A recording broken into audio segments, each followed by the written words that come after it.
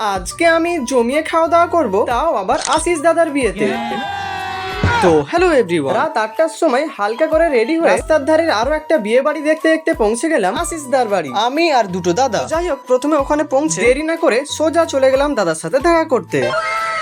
দুজনকে খুবই সুন্দর লাগছে। সেই খুশিতেই হালকার উপর ঝাপসা করে আমরা কয়েকটা ছবি তুললাম। ছবি তোলার পর আমি আর দুই দাদা মিলে বেশ কিছুক্ষণ গল্প করছিলাম, আর আশপাশে যে লাইটিং গুলো কত সুন্দরভাবে সাজিয়েছে সেইগুলোই হালকার উপর ঝাপসা করে চোখ বুলিয়ে দেখছিলাম। আবার সামনের পুকুরটাই ফোয়ারাও লাগানো হয়েছে আবার লাইটিং এর সাথে। যাই হোক, এইসব দেখতে দেখতে বেশ কিছুক্ষণ কেটে গেল, আর খিদেটাও পেয়েছে, তাই আর একটুও দেরি না করে সোজা চলে গেলাম খাওয়া দাওয়ার প্যান্ডেলের ওখানে। ভেতরে প্রবেশ করে বসে মেনু কার্ডটার উপরে হালকার উপর ঝাপসা করে চোখ বুলিয়ে এদিকে প্লেটে খাওয়া দাওয়ার আয়োজন শুরু হয়ে গেছে। দেরি না করে হালকার উপর ঝাপসা করে পেটের মধ্যে চালান করতে শুরু করে দিলাম। যাই হোক, আমরা হালকার উপর ঝাপসা করে খাওয়া দাওয়া শেষ করে দাদার সাথে দেখা করে বাড়ি ফিরে যাই। তোমরা সাবস্ক্রাইব করে যাও। বাই।